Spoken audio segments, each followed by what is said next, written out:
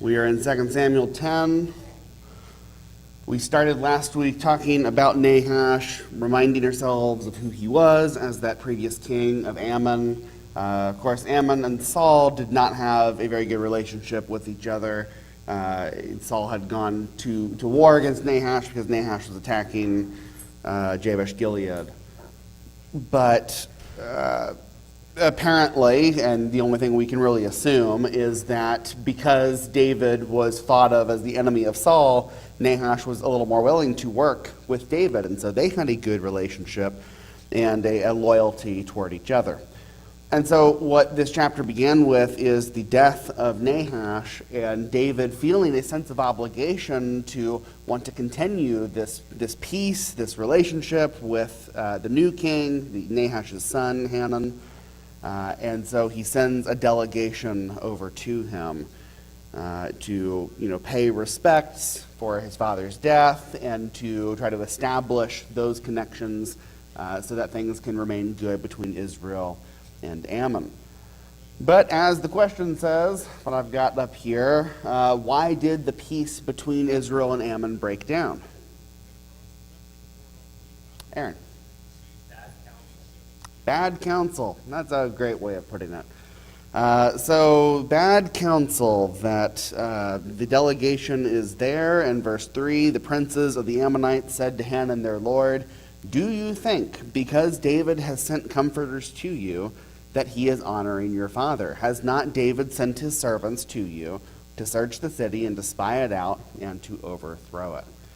So a bit of a conspiracy theory for this, or just bad counsel that David has ulterior motives, right? That this delegation is not here for good reasons. They're really here to cause trouble or to spy us out, to see what the weaknesses are.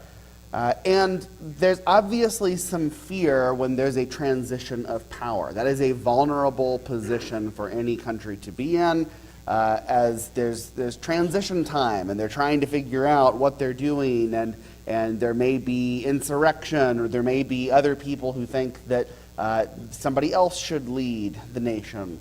And so there's a lot of fear, certainly, on Hanun's part of trying to solidify his rule, and maybe a little paranoia. And so his advisors feed into that paranoia by saying, David is not your friend. David is going to use this as an opportunity. Mark.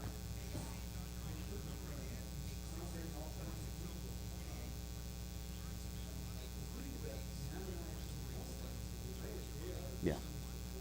Right. Yeah. Yes. Yeah. Yeah. My use of the term conspiracy theory isn't to imply that there's nothing for them to fear. David has been rapidly growing in power, and that's a vulnerable time for all the neighbors around to think, are we next on the list? Is David going to come over and conquer us? He was willing to do it with Moab, and he had some connections with Moab, remember. His family was partially from Moab. He had sent his parents there, so maybe he had a good relationship with Nahash, but nothing saying he's going to continue it with the next one. Yeah, there.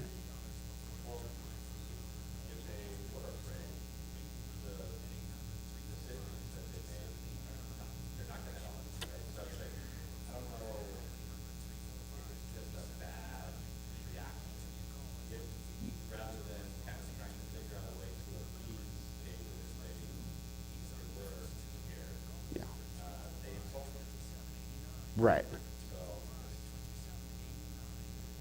Yeah, regardless, this was not good advice. Even if they had been right, and even if they should have been wary of David, this is not the way to deal with that. We already saw, I can't remember the name of that other king, but that other king that sent gifts and a delegation to David kind of proactively to appease him and to try to keep things on good terms. That would have been a much smarter thing to do here, or at least even a more neutral option of let's be prepared, let's see what's going to happen, let's try to not anger David, and see what his next move is. Maybe we're gonna scout out a little bit more, but you don't go out of your way to insult David and insult the entire nation of Israel, and that's exactly what they end up doing. So what is it that they do to this delegation?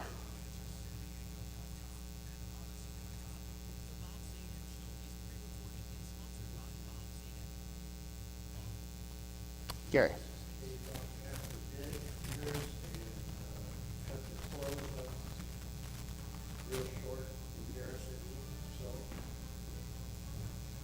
Okay, yeah. So cut half their beard off. That's just insulting and ridiculous looking to go around with half a beard. And then, they've got whatever kind of, long garment that they've cut off at the hips, it says there. So again, making them look pretty ridiculous. The miniskirt look is not good for for these men to be doing. And so this is all just a very insulting way to treat a delegation, right? Anything less than treating them with honor, treating them with respect, and maintaining good relationships would be enough. Even if they were to just send them home and say, no, you're not welcome here, that would already be kind of insulting and a slap in the face to David. But to go this extra step and to deliberately try to make them make them insulted is just bizarre to me. Okay.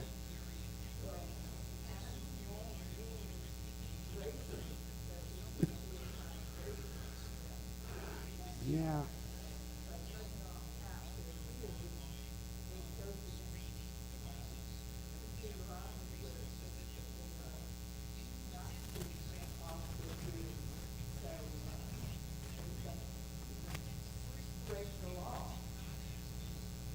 Yeah, this whole situation is just a mess, and is not helping the situation at all, and is designed to anger David, which, as Aaron mentioned, seems short-sighted if you are afraid.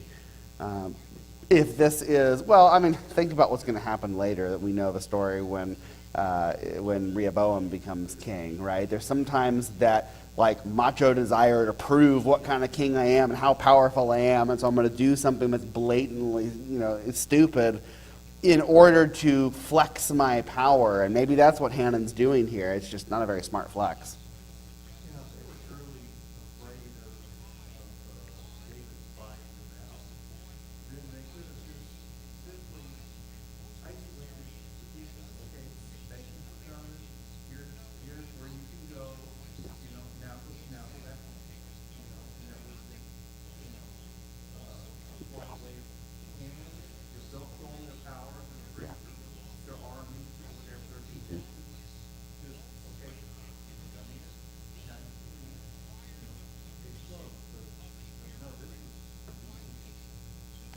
See, we got people here more qualified to be Ammonite kings than Hanan is. That's the obvious thing to do, right? Just play it cool. Let's not be so ridiculous here and so inflammatory. But nope, inflammatory is the way that they go with this. And so they're sent back to David. David was angry at what happened. The men were greatly ashamed of what had happened to them. David said, remain at Jericho until your beards have grown, and then return. And the way that verse 6 says it is, when the Ammonites saw that they had become a stench to David. And again, who could have seen that coming? They are a stench to David. They've been deliberately insulting, and David was insulted.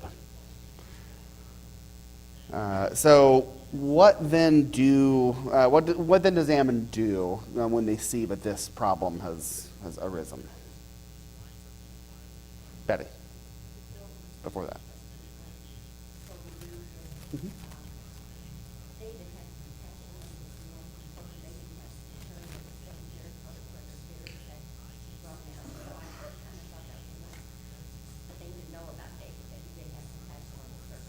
Yeah, that's trying to lessen their, shame or disgrace. I mean, this is something that happened to them, not a choice they made, but still, let them try to overcome this a little bit more quietly than bringing them right back in with everyone that they know. It is a compassionate choice for sure. Aaron? Then they go and hire a bunch of soldiers. Yeah. Yeah, so the Ammonites hire a bunch of soldiers. They get the Syrians ready to go to war with them, because the reason that they were afraid of David, if they're going to be afraid of David, is he is getting so powerful. He has had so many successes. He already defeated the Moabites. He's defeated these other nations around. We've got to get ready. And so they start hiring Syrian soldiers to be able to fight with them.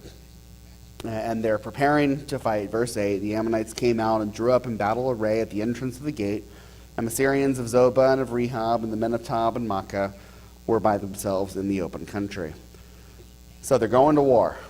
That's what's going to happen here. And the Ammonites are pouring their financial reserves into making this happen so that they can be successful.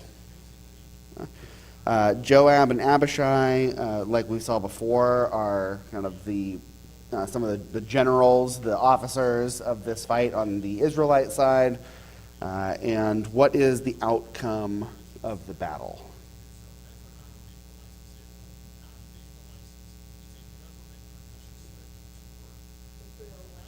Israel wins in quite dramatic fashion. So the Syrian, verse 14, the Ammonites saw that the Syrians had fled, and they likewise fled before Abishai and entered the city. Then Joab returned from fighting against the Ammonites and came to Jerusalem. So the mercenaries aren't able to save them. They're the first ones to flee.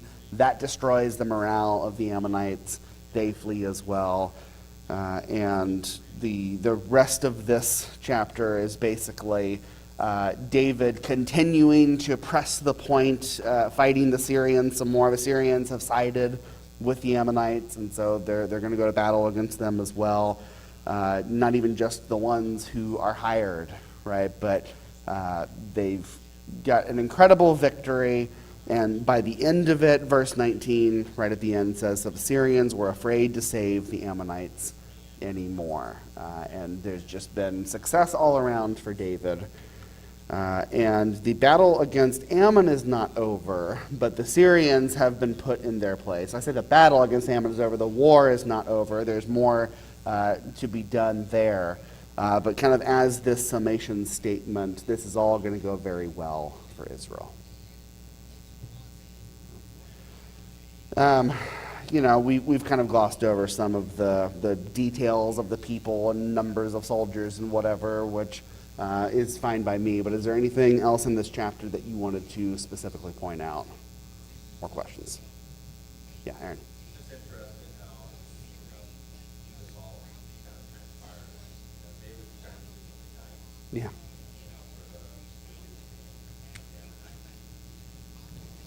the decides to consult David. Then he hires the Syrians. And David has victory over both of them. And then to the point where Syria then, becomes kind of they're paying taxes. Yeah. It's like supporting Yeah. Israel. So it's interesting how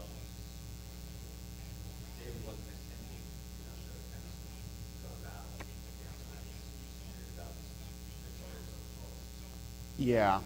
I think this follows the trend that we had, that maybe David underestimated how much war he was going to be involved in. Remember back when we talked about why David was not allowed to build the temple? God had his reasons of saying, you're a man of war, so I don't want you to build this. Your son is not going to have these wars to deal with, so he'll be the one to build it. But we also talked about how there's some practical component to this as well, that David ends up fighting wars almost constantly throughout his reign as king. And it's very hard to maintain multiple wars and massive building projects simultaneously. And David knew that there were going to be some battles. He had already fought in some wars by that point when he's trying to do this. But some of these surprise him. I think the Ammonites surprise him. The Syrians surprise him. The rebellion with his son trying to overthrow him surprises him. And does not realize how much of his time is going to be spent dealing with war.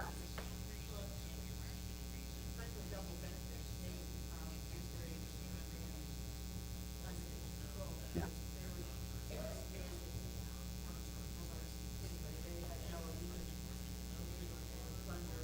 Yeah. Yeah. Right.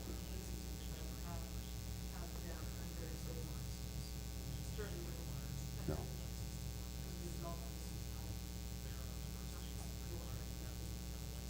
Yes, this is, I mean, it does work out well for David and well for Israel, and it's part of the continued growth of power that David has. The influence of Israel over this whole region is growing with each passing year in a way that it had stagnated for a long time. And it's also been established and laid the foundation for all of it. Yes. Times of peace. Yes. So, like, this is one of the kind of key steps to that. It's a lot of the work that David is doing of getting strong enough for the nations around to realize this is not a good time to mess with Israel. They are too strong for us to have a hope of fighting against. And that is what allows Solomon to have a more peaceful rule and to be able to advance things more economically and just in the rule of the nation in general. Yeah, Gary. You'll have to tell his brother to be of good courage. Let's be strong for our people, for the city, for God. May the Lord do what is good in his sight, which shows a trust in God. They realize ultimately that God has everything to do with it. Like saying, I wonder if the Syrians prayed the same thing. Yeah, that's a good point. And you know what Joab and Abishai are talking about there. You know, he says, "Hey, if the Syrians are too strong for me, you'll come help me. If the Ammonites are too strong for you, I'll come help you." And in the verse you read, the point of this is that God is going to do what seems good to Him. They are putting their trust in God for this battle, as they have been throughout all of this. It's the influence of David as a righteous king that shows that we rely on God. We are a nation of people who rely on God. That's the way that everything we do is going to go down, which is part of why the next chapter is so much of a whiplash, because David breaks his own pattern in not relying on God in the next incident that happens. But I don't want to jump the gun. Anything else in chapter 10? Yeah, Dave. I don't know if you mentioned it, because I was having trouble hearing. Anyways, he mentions that he sent out his army of mighty men. Yes. And if you look into who some of those mighty men were, these guys were no amateurs. Yeah. Like, there's one guy called Adino the Edesnite, who killed 800 men at one time. Another guy was Jashobeam, who killed 300 men at one time. Another guy was Benaiah, who killed a lion in a pit on the stone gate, killed a huge Egyptian warrior with his own spear. So these guys were not rookies. They Yeah. knew how to kill people. And they, with that, they have a reputation. I gotta believe, I know God's behind all of this, that had to play a part in the battle between these Syrians and Ammonites. Definitely. And, yeah, go ahead. Yeah, and think of how far Israel has come since the days of them leaving Egypt and God saying, you aren't prepared to fight the Philistines just yet. You're not prepared to go into battle. You're not a nation of warriors. You're a nation of slaves that have recently been freed. And so God kind of sheltering them from that difficulty of having to go right into battle. Though then they have to figure it out, and they have to trust in God to be able to go into the promised land and to do that fighting. Well, in the generations that have passed, yes, they've become a people of war. They've become people who are trained in in military affairs, and that's part of what David's inner circle is there, these mighty men that have reputations. Think about how when Goliath stepped forward as that Philistine champion, that he had a reputation and he terrified the Israelites. Well, Israel's got some of those people now. And they might not be giants, but they're pretty scary, and they've got a lot of reputation for what they've been able to accomplish in war. And David's got a circle of those people who fight with him. Very important. Aaron. His military strategies, I don't know how applicable it is to us, but they do, like Dave was saying, these mighty men, the fiercest fighters, they target all of them as the Syrians, Yeah. mercenaries. So there's military strategy, but break the mercenaries first, make the lead, and then, victory kind of makes the story from that point on. It's interesting. It is interesting, and but they've correctly identified what the source of the morale is here. These reinforcements we have, these people we've paid who are going to save the day for us, and no, they don't save the day. And when they go running, so does everyone else.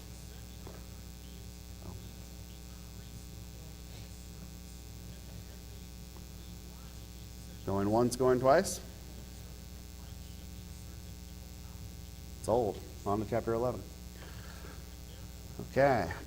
Chapter 11, we can kind of stop talking about war for a little bit, though there is some war going on here. This is an account that I think is familiar to a lot of us, though it's always good for us to study these things in the context and sequence that they're found in.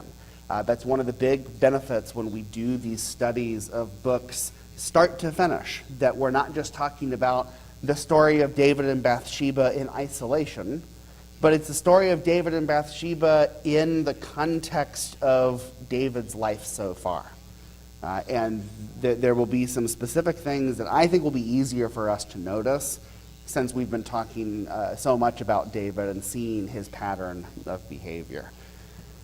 So my first question for you is, where is David during the second year of the war with Ammon? He's at home. And there is a little bit of irony, maybe veiled criticism. I don't know. I'm kind of interested to hear your take on that too. Where verse 1, it's like, in the spring of the year of a time when kings go out to battle, David sent Joab and his servants with him and all Israel, and they ravaged the Ammonites and besieged Rabbah. But David remained at Jerusalem. And it doesn't come right out and say that David should have been there, but it does kind of go to this whole big point of the kings go out to battle, and this time the king didn't go out to battle. That being said, before I get to what I want to say about it, what do you think about that? How do you judge this situation? Aaron? Yeah, sure. Yeah. Well, it's just interesting that, this is the second time now where David has had nothing to do. So, the first time, we read about it, David was kind of, he had time on his hands. Yeah. He said, I'm going to build a temple. Yeah. A house for the Lord. That's how he decided to fill the time. Yeah. This is the second time we read about it, where David has time on his hands, and this time he decides to fill his time in a different way, which Yeah.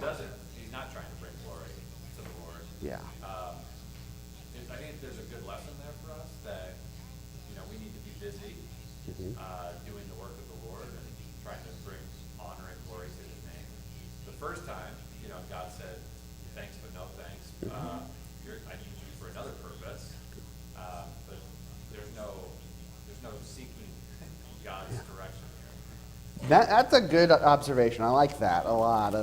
of the lull there that David has, there can be all sorts of different reasons for that. In fact, the first time that he didn't have anything to do was because of successes, because like he had done well, and it was sort of a natural end to some of those wars that he was fighting. So it's hard to blame him for that.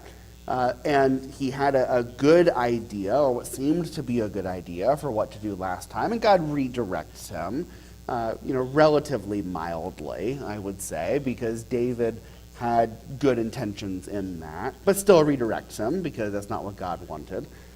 Here, I don't know, it just feels a little bit different. There's a lull as well, but one more that David has chosen for whatever reasons he had, and his intentions are less noble this time. So, interesting. Okay?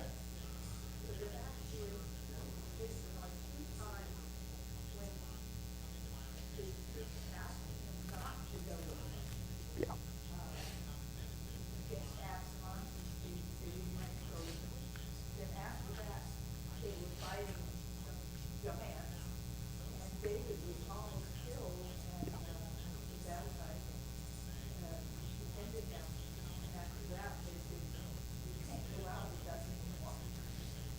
Yeah.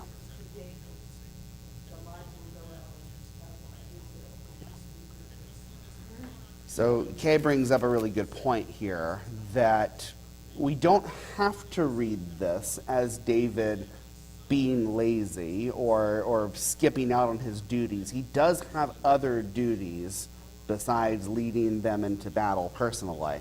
And so that could be a defensible choice here. And we know of other instances where his soldiers begged for him to stay. And potentially, that's what happened here as well. It doesn't say that it did, but it doesn't say that it didn't either. It's kind of this weird, awkward thing in the middle. Mark.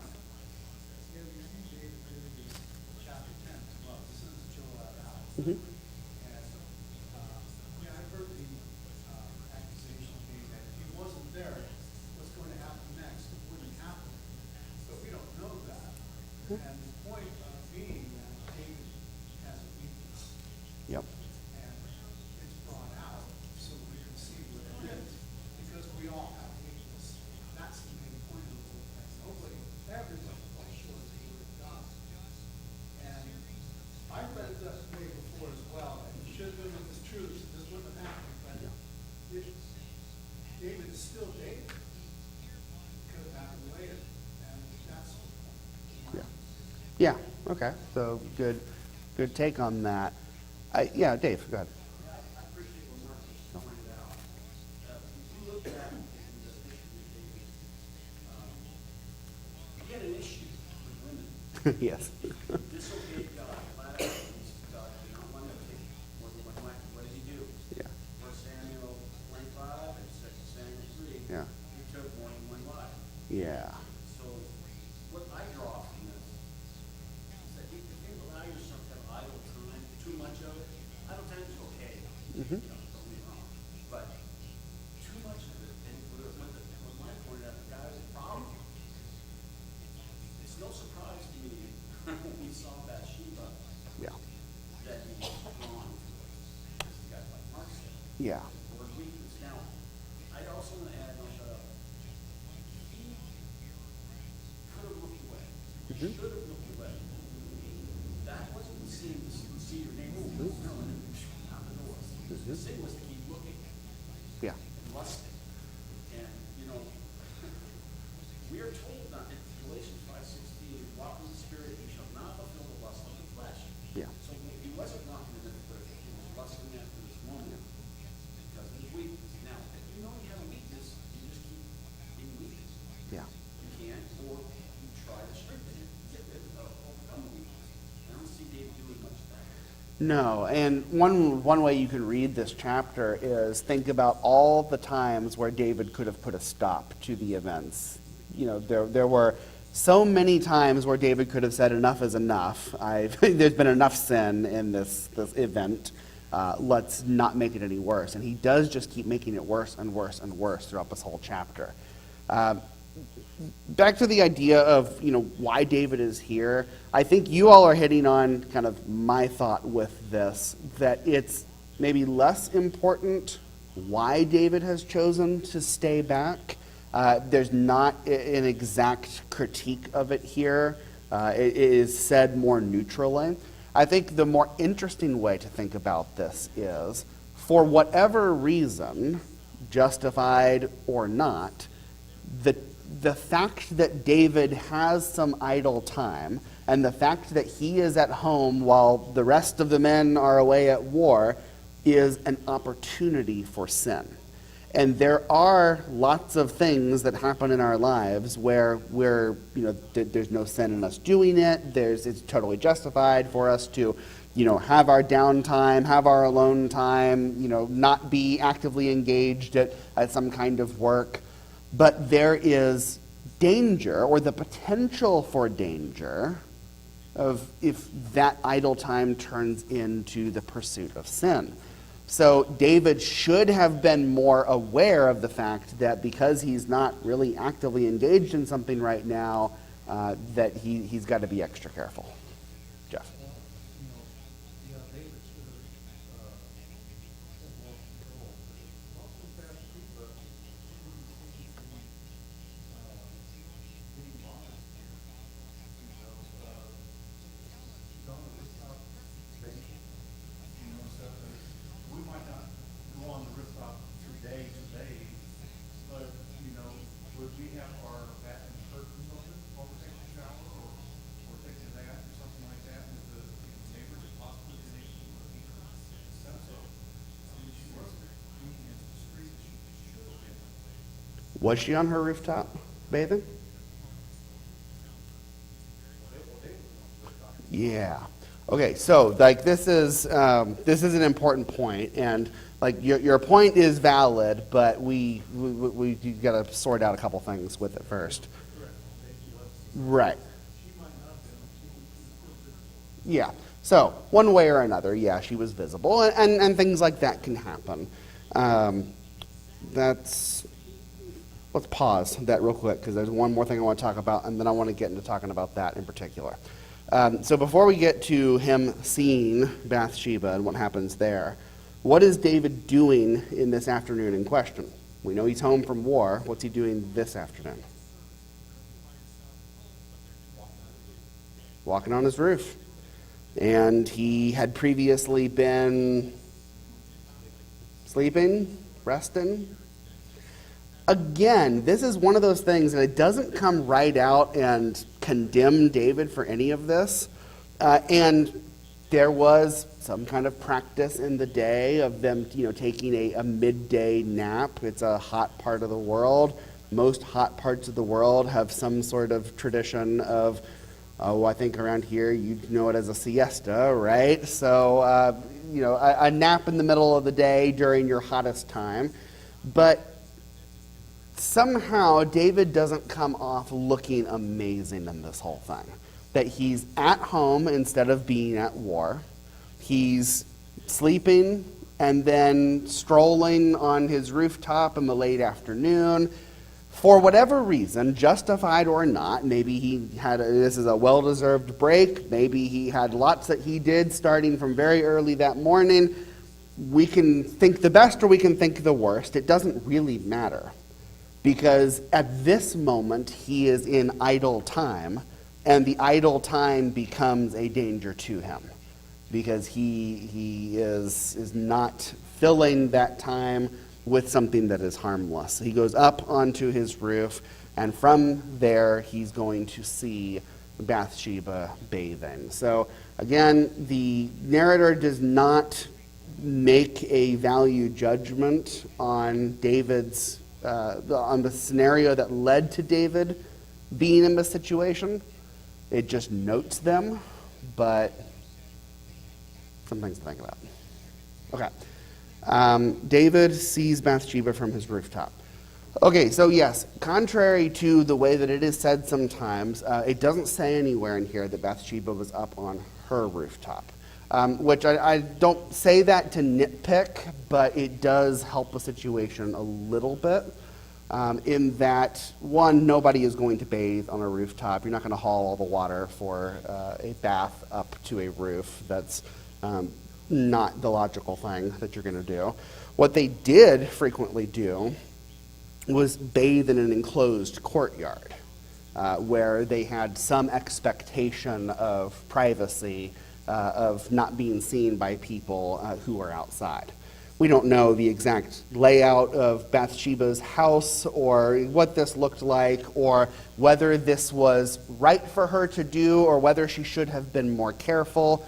The point that Jeff brings up is a good and valid point that we bear some responsibility in being modest, in not exposing ourselves where others can see, but we also know that sometimes things happen. Sometimes we are inadvertently exposed or somebody is able to see us when we were not trying for that to happen, and maybe not even be negligent in that happening. And if you can remember that David's house was at one of the highest points in Jerusalem, and he is up on his roof, he has a viewpoint that the rest of Jerusalem does not have. He is significantly above the rest of the town, and he is able to look down where he's easily going to be able to see over at least some of these enclosed courtyards or walls or whatever the case may be. Throughout this whole chapter, we can debate how much fault is David's and how much fault is Bathsheba's. The account doesn't necessarily make Bathsheba out to be totally innocent. It doesn't speak a lot about her trying to stop this situation, but it also doesn't say that she was forced either. So you have questions about what Bathsheba is thinking about this and why she's going along with it. But the focus for sure in this chapter is it is a story of David. It is a story of David's choices. And there's a key word that you can find all throughout this chapter. And if you're the kind of person who highlights or underlines or whatever in your Bible, then you might want to do this. But there's a word, sent, that comes over and over in this chapter. And it's a word of authority. It's a word of David making a choice and ordering for something to happen. So from the very first verse, David sent Joab and his servants with him and all Israel to go to war against Ammon.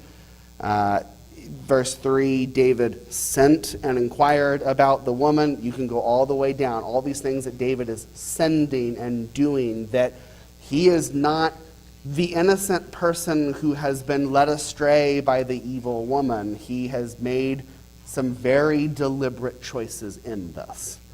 The best way that I can interpret this chapter is Bathsheba's actions are a bit of a question mark to me, in that it's hard to know how much she feels coerced because he's the king, or it doesn't say a whole lot about her protesting. David's actions are indefensible. He is most certainly at fault, and what Bathsheba is a secondary consideration as far as this account is concerned. Ida?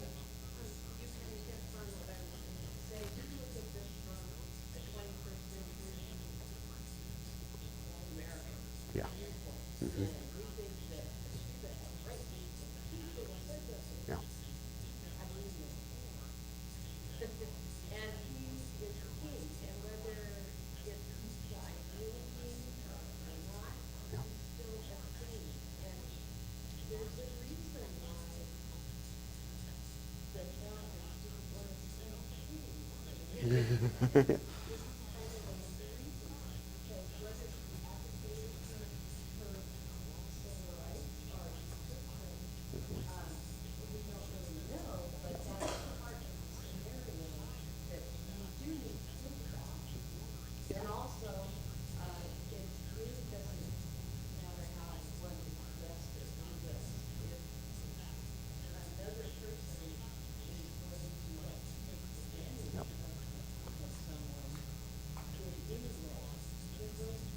Oh, yeah.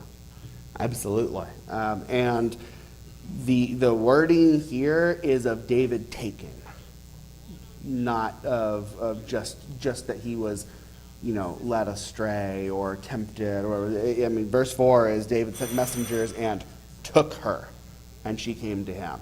Does that mean that they, tied her up and forced her to go to David? Maybe not. But this is a taking. This is David's deliberate choice and action here. There is, we so frequently have to make things where it's one person's fault only, and it can't be anyone else's fault. But in this, the weight of the harm and the sin is put upon David, for sure. And potentially all of it, because he is abusing a position of power here where she may feel very boxed in.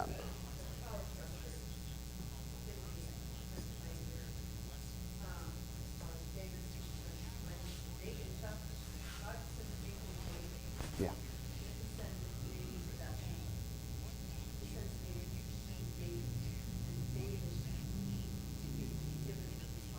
Yes. Yeah. God judges this to be a great sin of David's in particular. And the focus of this story is on David.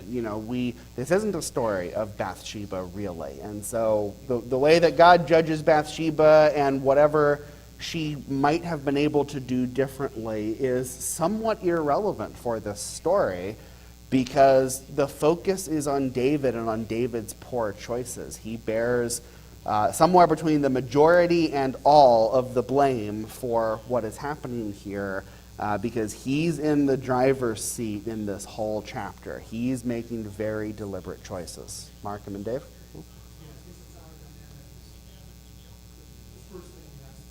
Yep. Yep.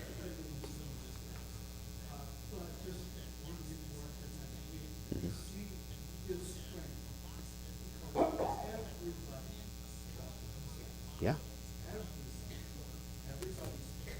Whatever he tells him, he asks his servant, who is that?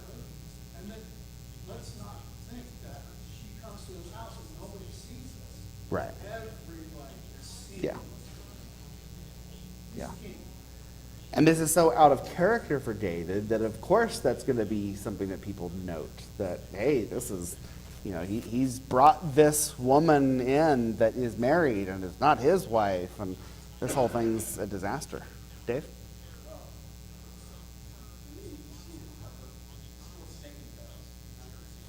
We was talking with David here a little bit earlier. Because whenever he was pacing on his rooftop, uneasy. That's why not because I couldn't see his face. I think it's because he wasn't where he was supposed to be. Maybe so. I don't think God wanted him sitting around his house if he wanted where he's supposed to be, right? So if you think about that, let's not say he worked with that kind of those two. And in both of them, right? Takeaway Yeah. from me is you got to recognize it when Yeah. it's there and get away from it as quickly as possible. Yeah. Absolutely. You can't be so idle that you have this much time and this much opportunity to be engaging in sin. If David was justified for being home, which he may or may not have been, he needed to be busy enough that he wasn't doing this and not having this problem. The last verse of this chapter says, the thing that David did displeased the Lord. Yeah. And, I think what Ida and Lisa and Mark and everyone's saying is we got to put the ownership responsibility on David, who he's making the decisions. Yeah. He's the one that decided to do this. Yeah. I don't see a situation or circumstance in this day and age, at this time, where Bathsheba could have refused anything. And clearly, the Lord puts the blame on David. Yeah. Squarely. And then it's interesting that David sent, that you pointed out. Yeah. Mhm. Chapter 12 and verse 1, the Lord sent. Yeah. And so, Uh-oh. the Lord is going to step in and kind of Yes. in this situation. That is more whiplash here. That yes, David sent, David sent, David sent, God sent, and that's going to be a wake up call for David, because we'll get there. By the time that this story or this chapter is done, David kind of has gotten away with it or thinks he has, but God's going to make it very clear that he has not. Alan? Just real quickly, I often have thought about what David's relationship, prayer-wise, and relationship-wise with God Yeah. during his pregnancy of over a year. Yeah. That is valuable for me to think about, because obviously he's not in the same engaging relationship he's all been through the rest of his life. So if it can get lackadaisical for him, it certainly can get lackadaisical for Yeah. us. Absolutely. For somebody as faithful and in tune with God as David was, he's not immune from these weaknesses and these low moments in his faith. So that's something important for us to acknowledge. Next week, I want to continue this story, talk about who Bathsheba is. If you've not drawn some of the connections of who Bathsheba is, you might do a little research on that, because that's interesting. We'll talk about kind of how this all unfurls as we go. Thank you.